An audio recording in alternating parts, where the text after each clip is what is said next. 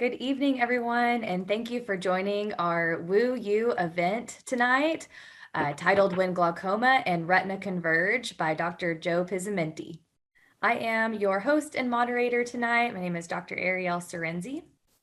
So I'm honored to introduce Dr. Joe Pizzimenti. He is a tenured full-time professor at the Rosenberg School of Optometry at the University of the Incarnate Word in San Antonio, Texas. He got his doctorate of optometry from Illinois College of Optometry. Afterwards completed a residency in ocular disease and rehabilitative optometry at the University of Houston. He is a fellow of the American Academy of Optometry and the Optometric Retina Society. And he was the Optometric Retina Society president from 2012 to 2014. You can find Dr. Pizzimenti's work in multiple peer-reviewed scientific journals. He has co-authored a chapter in diabetic retinopathy, and we're super excited to have him. The last couple of lectures that we've had, when we mentioned that he was coming up next, they said, "Oh, we are in for a treat." So excited to learn from you today. Well, thanks so much, Ariel, for that kind introduction, and thanks to Wu University for including me in this really terrific series, really doing a deep dive in the area of glaucoma. And I do want to do my diligence here and let you know that I've received consulting fees from Zeiss Meditech. And so this is When Glaucoma and Retina Converge. And hopefully we'll get to your question tonight, but if we don't, I want you to have my email address. It's really easy to remember. It is allthingsoct@gmail.com. So if you want to take a screenshot or take that down to ask me questions later, I would love to hear from you. So why are we doing this lecture, right? And what is the problem? Anytime we attack a problem like glaucoma or retina disease or both, we really need to state what it is we are dealing with. And so diagnosing and managing glaucoma is not always straightforward, especially when retinal pathology is also present. And this really constitutes the bulk of my glaucoma care at our university clinic. I am primarily in the retina and ocular disease clinics, and many of my retina patients also have glaucoma. So we're going to put a little bit of a different twist on the glaucomas. Our goal over the next 50 minutes or so is to provide current clinically relevant information about the management of glaucoma in patients with other posterior segment disease. I say other posterior segment disease because glaucoma is first and foremost an optic neuropathy. It is also a ganglion cell opathy, and both of those structures exist in the posterior segment along with the retina. And so we will be reaching this goal using some case-based discussion and some topical discussion of some of the newest research. So as we can see on the right-hand side, we have moderate glaucoma, which I'm pointing to now. And then on the far right, we have advanced glaucoma with significant concentric cupping and excavation and notching of the neuroretinal rim with extensive retinal nerve fiber layer loss. And on the left-hand side, we have an eye with epiretinal membrane. And the reason I put this particular epiretinal membrane case in is because not only does this eye have an epiretinal membrane, it also has moderate glaucoma. So indeed, we are dealing with two different diseases. So glaucoma and retinal disease frequently present in combination. The question is why? Why are we seeing so much retinal disease in our glaucoma patients and so much glaucoma in our retina patients? Well, it comes down to the burden of posterior segment disease in general. There are several retinal diseases that cause cellular damage, and this can eventually also lead to glaucoma. Just taking some of the more common examples, we have diabetes And here's a patient with severe proliferative diabetic retinopathy, very ischemic eye. We could see what's going on with the neovascularization at the optic disc, and just about everywhere else. It appears we have some pre-retinal hemorrhage, some exudate, some sclerosing of the blood vessels. But this ischemic situation puts the eye at risk for developing glaucoma. So diabetes, diabetic retinopathy, especially proliferative retinopathy, can cause the type of ischemic cellular damage that can eventually lead to glaucoma. Same for central and branch retinal venous occlusions, especially the non-perfused or the ischemic form of retinal vein occlusion. Retinal arterial occlusions as well may result or lead to glaucoma. And so, the typical pathogenesis, here's an eye with severe non-proliferative diabetic retinopathy. And the reason it fits into the severe category is because if we were to divide the fundus into quadrants, we can see there are many hemorrhages and microaneurysms in all four quadrants. And that clinical feature alone means that this eye has severe non-proliferative retinopathy. What does that mean in terms of proliferative disease? Well, an eye like this has up to a 45% chance of becoming proliferative, like the case that we just saw, within the next 12 months. So these are the eyes that we really need to take care of aggressively in terms of letting the patient know that they need to be really meticulous in their glycemic control. They need to watch their cholesterol, their triglycerides, smoking cessation, blood pressure control, many of the things that could be driving the retinopathy. We would like to keep this retinopathy in the non-proliferative stage. You could see that there are some hard exudates within the macula, fairly central within the fovea. Anytime we see these hard exudates, think of those as a bridge between flat retina and swollen edematous retina. So this eye, no doubt, has some degree of center involved or clinically significant diabetic macular edema. This eye, in fact, is eligible now for treatment with one of the medications that work on the VEGF, right? The vascular endothelial growth factor. So the anti-VEGF agents can be injected into the vitreous of this eye. Even if there wasn't macular edema, the fact that we have severe non-proliferative disease makes this eye eligible for treatment with one of the excellent anti-VEGF medications, whether it's ranibizumab, commercially available as Lucentis, or aflibercept, also known as Eylea, or even off-label Avastin. And so these eyes with severe non-proliferative retinopathy are at high risk for developing proliferative retinopathy. And when there's that much ischemia going on in the back of the eye, those vasoproliferative factors can make their way via the aqueous into the front of the eye, and the result will be what we see on the lower right, an eye with rubeosis. Right, so we have neovascularization of the iris. And here we have just fluorescein angiography of the iris showing that neovascularization. And this could lead to a very aggressive type of glaucoma. So the moral of the story is when we see a patient with one or two eyes that look like this, we are now in the severe non-proliferative stage. These are the eyes that transfer, that become proliferative within the next 12 months, and they need to be co-managed aggressively and probably treated medically with one of the intravitreal anti-VEGF medications. Other conditions, other retinal diseases that cause cellular damage that could also lead to glaucoma include sickle cell retinopathy. Again, you could have proliferative and non-proliferative sickle cell retinopathy.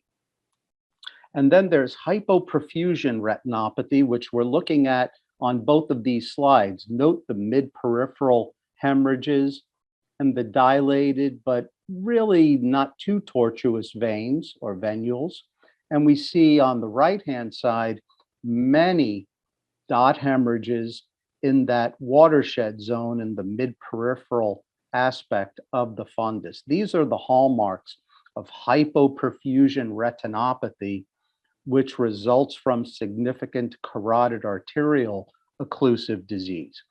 Now, these eyes with the hypoperfusion retinopathy can develop the ocular ischemic syndrome, which is the full presentation of ocular carotid occlusive disease. So not only will there be hemorrhages, but there may be neovascularization of the disc elsewhere on the retina, but also anteriorly, neovascularization of the iris and angle.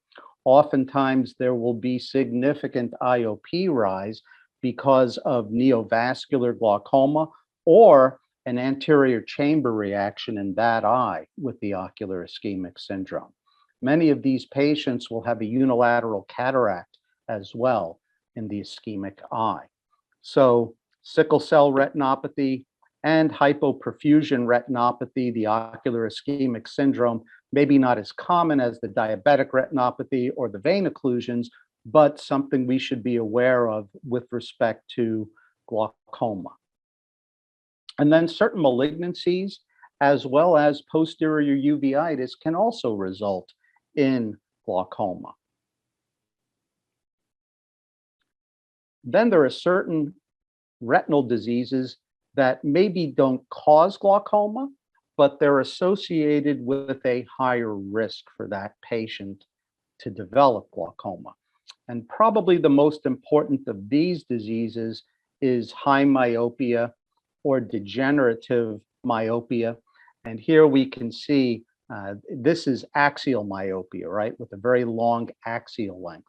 So in these eyes with high myopia, the patient is at significant risk for glaucoma. The vitreous breaks down early in these patients. So we could have a 25-year-old patient with a posterior vitreous detachment because they have this axial myopia. And what that does is it creates more free radicals and less ascorbic acid in the vitreous to counteract the free radicals. And so these patients with high myopia will develop glaucoma, they'll develop cataract at an earlier age, and they'll develop posterior vitreous detachment as well. So here we have an eye with an axial length over 28 millimeters. Other retinal diseases that have been associated with increased risk for glaucoma include retinal detachment, primarily of the rhegmatogenous type, where a full thickness retinal break has allowed liquefied vitreous to get underneath the sensory retina, causing that retinal detachment, and also retinitis pigmentosa. Now, the burden of treatment of retinal conditions also has implications for glaucoma. So patients that are undergoing certain retinal procedures and surgeries are at an increased risk for both elevated IOP and for developing glaucoma. Now, the IOP rise with these drugs, procedures, surgeries may be temporary, or it could be sustained over longer periods. Notorious are the intravitreal steroids, especially triamcinolone acetonide, commercially available as Kenalog. So Kenalog injected into the vitreous for things like posterior uveitis or refractory cystoid macular edema. These can cause significant rise in IOP. Intravitreal delivery of the anti-VEGF drugs, they have been associated with a more temporary rise in IOP. So if we're co-managing those patients with the retinologist, we want to make sure to have that patient back periodically in between injections to monitor their IOP. Steroids that are administered topically for, say, postoperative cystoid macular edema, or even periocular steroids also have been shown to increase IOP and increase the risk for glaucoma. Really, steroids by any route of administration. Pan-retinal photocoagulation, right, which we'll talk about in a little bit when we get to neovascular glaucoma. PRP has been associated with an increased risk for elevated IOP, as has vitrectomy, whether it's a simple vitrectomy, which is a vitrectomy without a gas bubble, without scleral buckle, or without silicone oil, or a complex vitrectomy where perhaps that patient with a retinal detachment is receiving a vitrectomy with a scleral buckle. And here we actually published a case back in 2006 in Optometry and Vision Science. This was a patient that had developed diabetic macular edema and received an intravitreal Kenalog injection. That patient developed sustained significant rise in IOP. Topical IOP medications, IOP lowering medications alone were relatively ineffective, and so selective laser trabeculoplasty was implemented with success. And so sometimes the IOP is difficult to control, especially after the intravitreal delivery of a steroid for vitreoretinal disease. Various systemic conditions have been associated with an increased risk for glaucoma. They don't necessarily cause glaucoma, but certain systemic, especially vascular associated conditions, have an association with both glaucoma and retinal disease. These include systemic hypertension as well as systemic hypotension, either primary hypotension or hypotension that results from aggressive blood pressure lowering. Diabetes mellitus, so our patients with diabetes, even without retinopathy, are more likely to develop glaucoma than our patients without diabetes. Migraine headache has been associated with primarily glaucoma, not so much retinal disease, certain optic neuropathies, however. Peripheral vascular disease, Raynaud syndrome, anemia, and obstructive sleep apnea, which really is an optometric disease, right? So obstructive sleep apnea, think of the floppy eyelid syndrome, patients with this nondescript dry eye type complaint, patients with keratoconus. Patients with sleep apnea develop keratoconus at a higher rate than those without sleep apnea. Certainly, the sleep apnea puts the patient at risk for retinal disease and to some extent glaucoma, especially pressure-independent glaucoma or normal tension glaucoma. And here's a citation for you if you'd like to look that up. And so, the bottom line here is that the presence of glaucoma, along with retinal disease in the same eye, often results in blindness if both diseases are not detected and properly treated. So a longitudinal retrospective study of over 5,000 glaucoma patients found that almost 15% of these patients also had a retinal comorbidity. And glaucoma patients in the same study, that had the comorbid retinal disease had a much higher prevalence of blindness and vision impairment, low vision, than those glaucoma patients without comorbid retinal disease.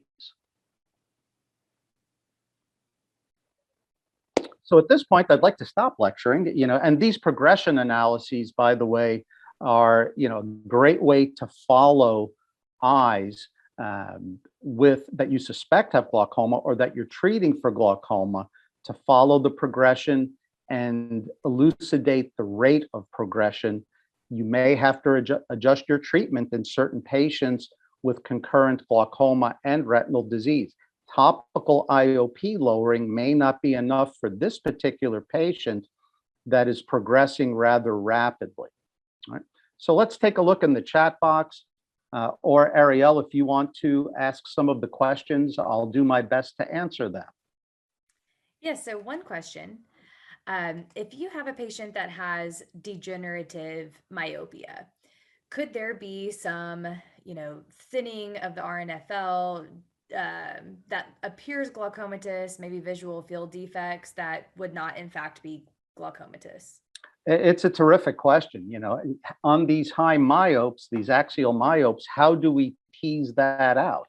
What field defects, what retinal nerve fiber defects are more likely to be due to the glaucoma, and which ones are more likely to be due to the high myopia?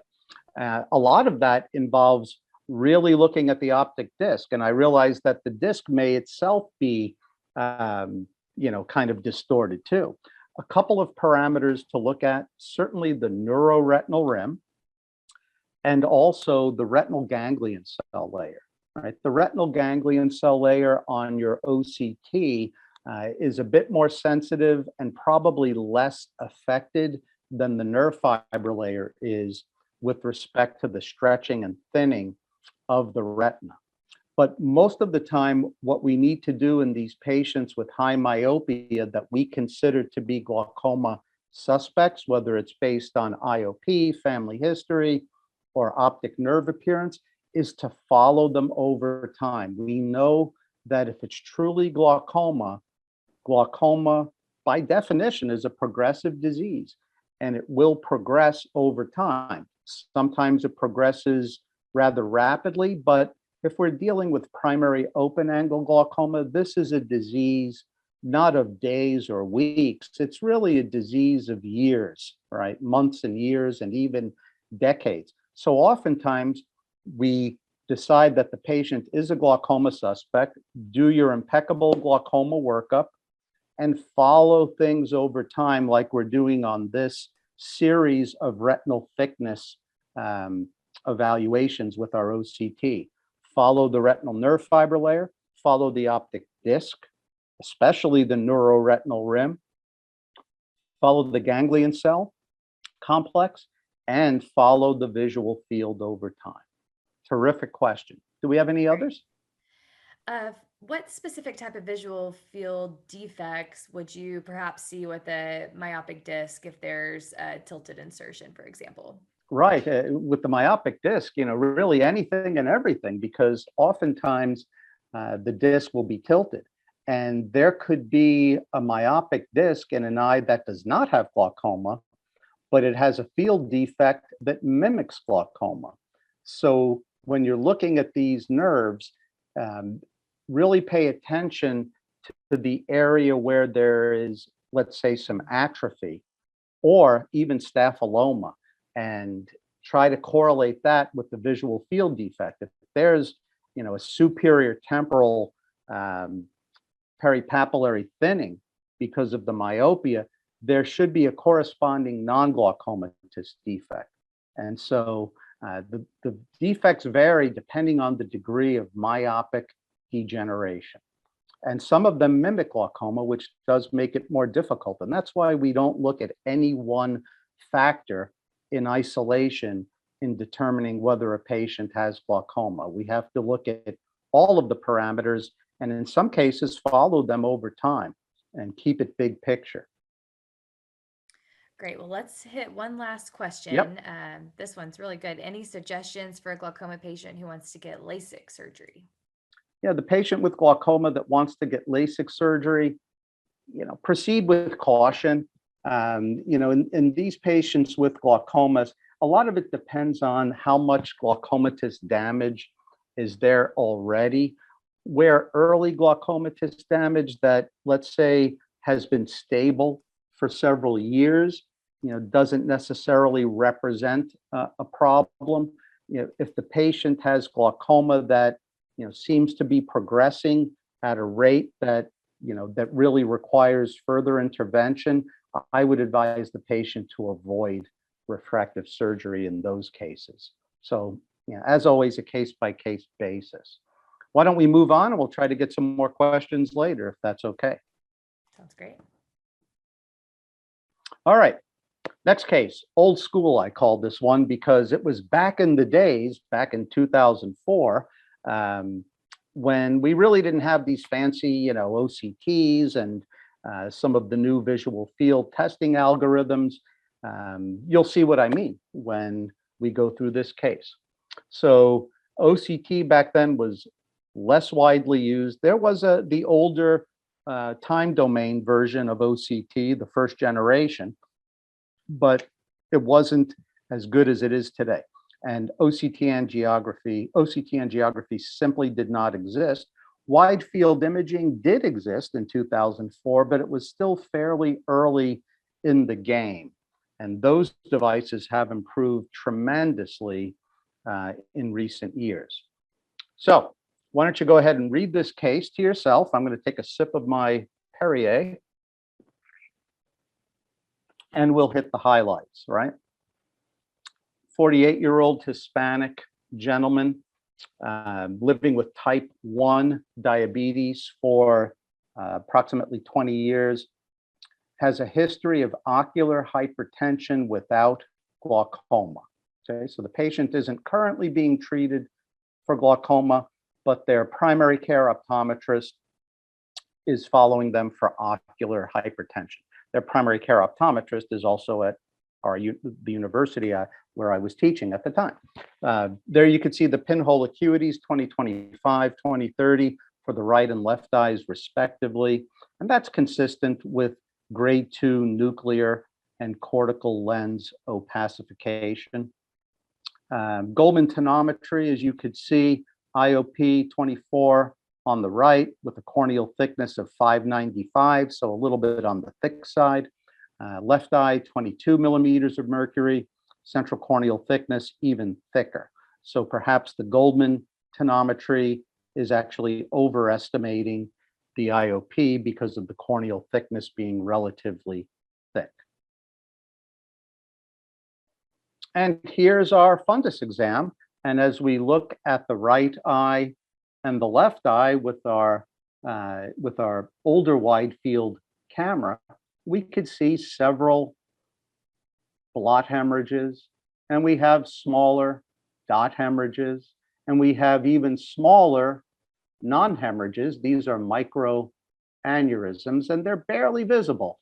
We could see some hard exudate right here, right? Doesn't appear to be central or within the fovea in the right eye. On the left eye, fairly similar scenario with some hard exudates. These are some soft exudates. Clearly we could see a large blot heme here, a smaller dot heme here, several other dot hemes, and if we really look hard, a microaneurysm here and there. The optic nerves, look okay. They don't look particularly suspicious for glaucomatous damage, despite the fact that the patient has statistically high IOP. And so this patient is photophobic. They don't have great fixation when I'm trying to do BIO or look at them at the slit lamp with my fundus lens. But and we're going through grade 2 cataracts too. Even still, we're able to see those clinical signs, the microaneurysms, the dot hemorrhages. Now, the blot hemorrhages concern me quite a bit compared to the dots because we're dealing with significant breakdown of the inner blood retinal barrier when we have a blot heme as opposed to a smaller dot heme, not nearly as extensive breakdown of those capillary endothelial cells. And the hemorrhages and microaneurysms extended into the mid-periphery of each eye. We noted the hard exudates, and there did not seem to be any retinal thickening associated with those exudates, so no macular edema. And so we also got a good look at the optic nerves and determined that there was really no evidence of glaucomatous damage in either disc. The neuroretinal rims looked healthy. There was no significant glaucomatous visual field loss on additional testing. Gonioscopy revealed no abnormalities at this time. Using an older OCT, there was no retinal nerve fiber or ganglion cell deficit. Our assessment at the time, moderate non-proliferative diabetic retinopathy without clinically significant diabetic macular edema. And so let me blow up some of the scanning laser images that we took at the time, the wide field images. We do photography, or at least we did photography primarily for documentation and to educate the patient. But when you have a patient with a grade 2 cataract whose eye is moving around and they're photophobic, photographs can be diagnostic as well. And as we look real closely, again, we see the microaneurysms and the various hemorrhages, but some of these squirrely vessels here begin to show up. And we're thinking, well, maybe something else is going on. This looks a bit suspicious as well. And now look how it looks with the red-free filter.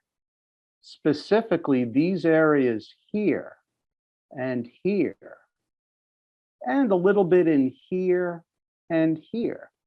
These zones look a little bit more suspicious to me for neovascularization.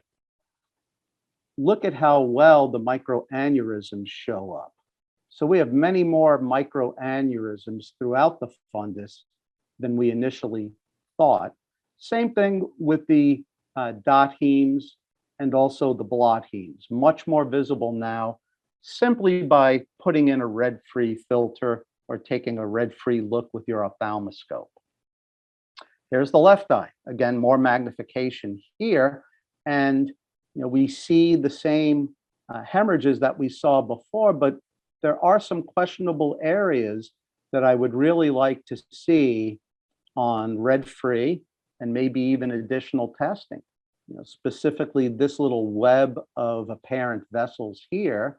And here, are we dealing with some IRMA, some intraretinal microvascular abnormalities, or do we even have some neovascularization? The hard exudate stands out nicely, again, non-foveal, and many more visible microaneurysms, dot hemorrhages, and blot hemorrhages.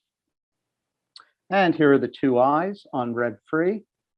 So, post-red-free imaging diagnosis, really what we have here is proliferative retinopathy, or at least that's what we think after looking at the images with red-free. So we would call this early proliferative diabetic retinopathy. In one grading scale, this is called low-risk PDR, without clinically significant macular edema in each eye. I don't like the term low-risk proliferative diabetic retinopathy. It's an oxymoron, not unlike jumbo shrimp, right? Is any proliferative diabetic retinopathy truly low risk? Although I know what they're getting at. There are certainly different levels of proliferative retinopathy, usually based on the amount of neovascularization and other factors such as preretinal or vitreous hemorrhage. So our plan has changed, right? This is not non-proliferative disease that we can follow up in 3 to 4 months. This is most likely proliferative retinopathy, which means retinal consultation. We don't like to sit on these for more than a few days. We want the patient seen within the week for fluorescein angiography and consideration of treatment, which in 2004 meant panretinal photocoagulation. This year, 2022, that management of low risk or early PDR will almost certainly include at least one injection of an anti-VEGF medication, such as Avastin, right, bevacizumab, or laser, or both, really depending upon the degree of retinopathy.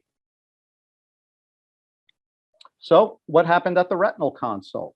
I still have these angiograms from 2004, and we could see in the later phases of the angiogram, when we have this type of hyperfluorescence, all of these areas are consistent with neovascularization, right and left eye. Neo here, neo here, neo here, as well as here, right? And we could see a very ischemic macula. Note these areas of capillary non-perfusion here within the macula. So although the patient may not have macular edema, there is a certain amount of macular ischemia, which can also result in visual function loss. Here is again the red free of the right eye with some of the suspicious areas along here, alongside the fluorescein angiogram.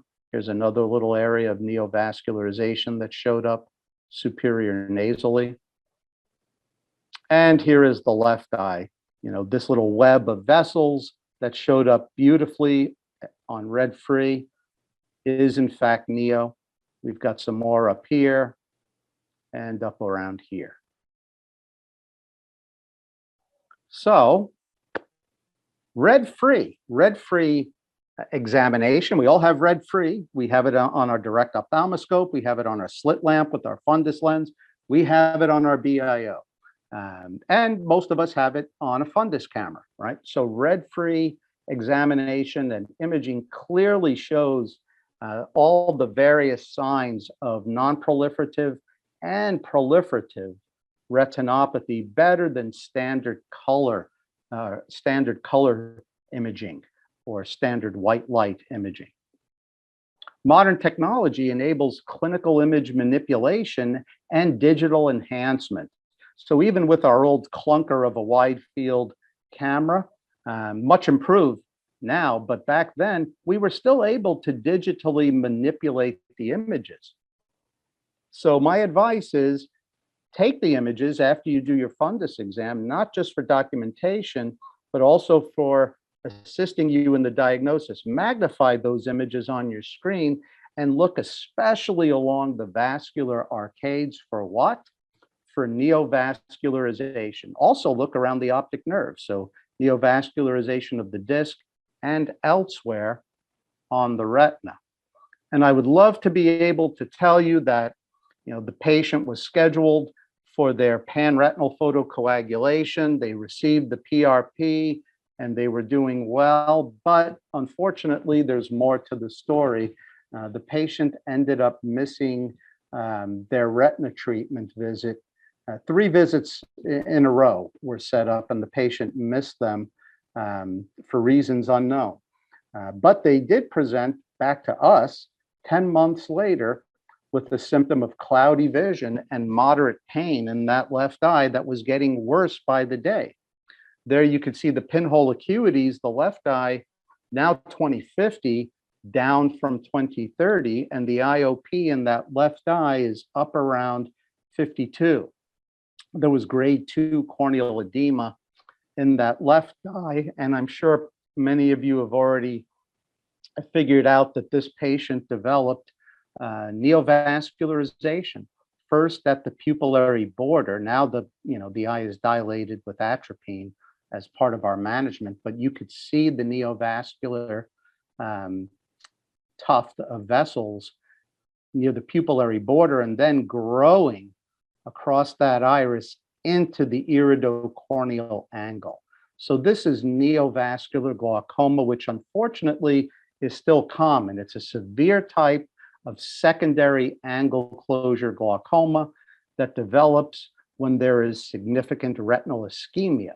That results in VEGF moving from the vitreous into the aqueous, into the anterior chamber, and causing this new blood vessel growth. And eventually a fibrovascular membrane grows within that angle, blocking off the trabeculum. So this is secondary angle closure glaucoma. It really is a difficult situation at this point. And so a quick review here of neovascular glaucoma initial management, let's say in the optometrist office, go ahead and instill a drop of atropine, 1%, in the office, and then keep the patient on that med twice a day. Put in a drop of topical steroid, prednisolone acetate 1% suspension will suffice, and keep them on it every 4 to 5 hours.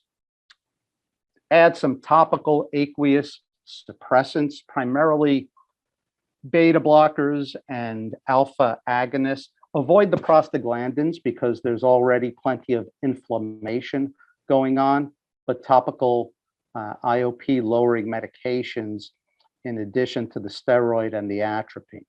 Oral Diamox, if you have it on hand, or oral Neptazane, either one, to really get that IOP lowered quickly.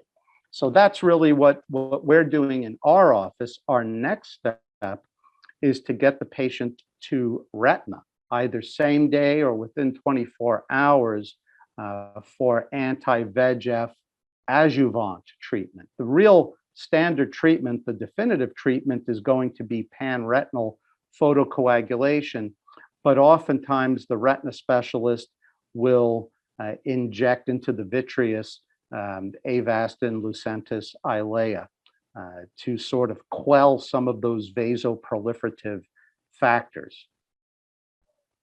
And so I came across a really nice article by Dr. Singh, and this is Cleveland Clinic's COAL-I protocol for neovascular glaucoma with an IOP spike. You could have neovascularization of the iris and angle without IOP rise or with an IOP spike. Usually we get the IOP spike and we get it on a Friday afternoon at 5 o'clock, right? So start the patient in our office on maximum medical therapy, but no prostaglandin, as well as oral Diamox. So maximum topical and oral Diamox. Give it maybe 15, 20 minutes, recheck the IOP, and attempt gonioscopy. You may need to put in a drop of topical glycerin in order to get a good gonio. If the IOP is now significantly lower, at least 10 to 12 millimeters of mercury lower, regardless of what the angle looks like, the patient is ready to see the retina doc. Or if the angle is now open, regardless of the IOP. So if either the angle is open after 15, 20 minutes, or if the IOP is significantly lower, or both, get the patient seen in the retina office. They will instill an injection of probably Avastin, bevacizumab. They may or may not perform an anterior chamber tap. And then PRP if they're able to do it that day. What if after the immediate medical therapy, you recheck IOP, attempt gonioscopy, but the IOP is still elevated and the angles are closed or there's no view of the angle? Well, in that case, you may want to get the patient seen by your glaucoma surgeon for transscleral cyclophotocoagulation, right? So that's going to be done first with or without intravitreal triamcinolone acetonide or Kenalog, with or without Avastin, with or without a paracentesis, right? And then, so depending on which side of the tree we're on, if the patient has already been seen in retina, but the IOP remains high, we still have issues, that retina doctor will refer the patient to the glaucoma specialist for a tube implant. Or the glaucoma doctor here will eventually, if we're on this side of the tree, will eventually refer the patient to retina for the definitive treatment of pars plana vitrectomy or PRP or both. Okay. So here is our patient after the PRP. We see maybe a few ghost vessels here in the angle. IOP is now back in the mid 20s. Unfortunately, the patient was left with some glaucomatous disc damage. The acuity stayed around 20/40 in that eye, which also developed an APD and some field defects, but it could have been a lot worse for our patient. Questions and answers as we look at progressive glaucoma on our retinal nerve fiber layer thickness map and OCT angiography. And we can see here, the density of the capillary network or the vascular network of that peripapillary tissue begins to diminish, especially here and really all over. See how it's darker here? So we get that vascular dropout with progression of retinal nerve fiber damage. And so OCT angiography has more or less lent a lot of support to the vascular theory of glaucoma. There's some sort of systemic vascular dysregulation. I think we have time for one or two questions, and then I'll move on to one more case if I can. All right, well, this question goes really well with the last case that you presented for, if a patient has to have pan-retinal photocoagulation treatment, besides using an OCT to monitor the nerve, is there a preferred visual field type to monitor for glaucomatous progression, 24-2 versus 10-2? Yeah, very good. So one of the things that's rather new out there is the 24-2C algorithm. It was developed by Zeiss for the Humphrey Field Analyzer. And what's nice about the 24-2C is that it adds several more central points within that central 10 to 12 degrees. So it's like the best of both worlds, getting a 24-2 and a 10-2. So I would probably start with the 24-2C and then also do a 10-2 just to see, how close to fixation some of this damage is. So another excellent question. You know what I'm going to do? I'm going to get to one more case and then maybe take a couple of questions afterwards. This case is called Luscious Lashes. 69-year-old white woman came in for an annual exam. Pertinent data here, tonometry, 27 on the right, 28 on the left. The patient had average-sized optic nerves with slightly larger optic cups and larger cup-to-disc ratios, more so in the right eye than the left eye. But what really got our attention was that these IOPs were higher than when we saw her a year ago for her annual by at least 10 millimeters of mercury. She was in the high teens a year ago, and now we're up into the high 20s at roughly the same time of day. Gonioscopy checks out fine. There you could see the central corneal thickness readings in the 570s. So at this point, our impression is glaucoma suspect. Let's do the full workup. Let's get some more information, OCT, feels, and so forth. And just to give you an idea of the appearance here, we have a little bit of damage right here. This patient is a moderately high myope, so this could be myopia, could just be some pigmentary disturbance. The right fovea doesn't have a whole lot of detail, but I think we're kind of nitpicking there. Here's the left eye with a few central points of depression, right? One of them fairly close to fixation, but the fixation losses were high. The right eye, a little bit better in terms of reliability, and we have several points of depression here, but they don't respect the horizontal midline. And we know that early glaucoma tends to respect that horizontal midline occurring in one vertical hemifield at a time because of the anatomy of the horizontal raphe and the papillomacular bundle. So, things just aren't adding up. Here's our OCT, and this is the Hood report where they sort of flip the usual T-SNP graph to the end-stin, where the circle scan begins nasal to the optic nerve instead of temporal, so that we get uninterrupted scanning around that temporal aspect of the nerve, which is going to be more important than the nasal aspect in things like glaucoma. Here we could see a little dip in that end-stin here in the inferior temporal zone, but we see a sort of jagged appearance at the level of the internal limiting membrane. What's happened here is this patient has an epiretinal membrane, that has thrown off the segmentation of the OCT. So this right here on our thickness map, our RNFL thickness map, this may indeed be a glaucomatous wedge defect, and it shows up pretty nicely here, right? But The ganglion cell analysis in this case is sort of washed out. On the other eye, the left eye, things actually look pretty good. On the end stin, on all the other parameters, we have a nice robust ganglion cell layer. And here's that right eye again. Really, it doesn't look like a whole lot is going on. These are artifacts. If we go red free again, maybe there's a little bit of loss of detail centrally.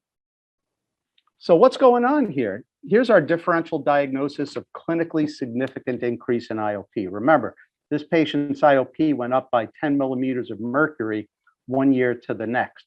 What's going on? Do we have bilateral angle closure?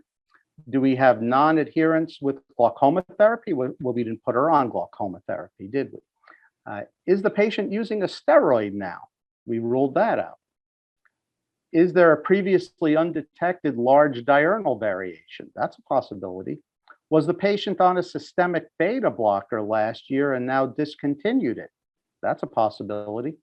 What about the influence of other drugs or medications?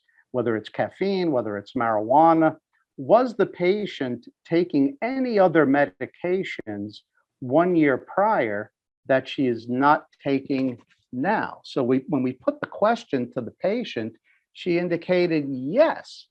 When she came in last year, she was on a medication that was prescribed in her dermatologist's office, and that medication, Latisse, right? So if you want to turn your office into a spa, right, you can prescribe Latisse. Certainly it works when it comes to, to lengthening the lashes. However, it has a dual effect of also lowering the IOP because the active ingredient is bimatoprost. So this patient a year ago was prescribed Latisse by a physician's assistant in her dermatologist's office. And neither the patient nor the dermatologist nor the physician's assistant bothered telling us about it. So she was using Latisse for 2 years and ran out a few months ago. Hence, the increase in IOP. Latisse is bimatoprost 0.03%. It has all the same clinical effects as the commercially available Lumigan, which is bimatoprost 0.01%, indicated for IOP lowering in patients with glaucoma. And so we put the patient on Lumigan, right, and told her that this will also cause your lashes to lengthen without having to use Latisse. And so we expect the IOP to be lowered. Here is another patient with epiretinal membrane, right? This patient has ocular hypertension being treated with bimatoprost or Latisse, status post epiretinal membrane surgery, but as you can see, there were complications. And those complications caused some significant scarring that resulted in what looked like a visual field defect due to glaucoma, but it's most likely due to the scarring from the epiretinal membrane surgery. The patient remains on Lumigan due to her ocular hypertension. And we could see once again how that epiretinal membrane can affect the hood report on our OCT. What I'm going to do, and there are some extensive notes for you to read, I am going to kind of skip toward the end, and then maybe we could do a few minutes of Q&A if that's all right. I just want to summarize some things here. The high prevalence of comorbid retinal disease in patients with glaucoma demonstrates the need for us to be ever vigilant for both, right? Patients are entitled to as many diseases as they want, even in the same eye. The higher prevalence of retinal disease in glaucoma patients, especially primary open angle glaucoma, may reflect a common pathogenic process that warrants further research. And guess what? That research is already underway. And here's what it's starting to look like.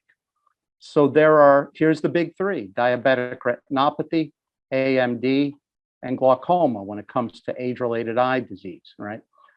Several complex mechanisms, cellular mechanisms, contribute to the formation of reactive oxygen species.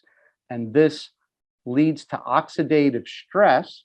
And this is a shared feature of all three of these conditions, leading to dysfunction of the mitochondria, the workhorse of the cell, right? And that eventually results in cellular death and functional vision loss. Different mechanisms when we're dealing with glaucoma versus AMD versus diabetic retinopathy. But I really think that protecting the mitochondria and getting patients on any sort of antioxidant diet or therapy is going to become very important. So diseases of the posterior segment are among the leading causes of vision loss worldwide. And we've arrived at a new frontier because we optometrists today are well positioned to fully embrace both glaucoma and vitreoretinal care. And I want to thank everyone for spending your precious time with me. It's been a real pleasure to do this lecture for you.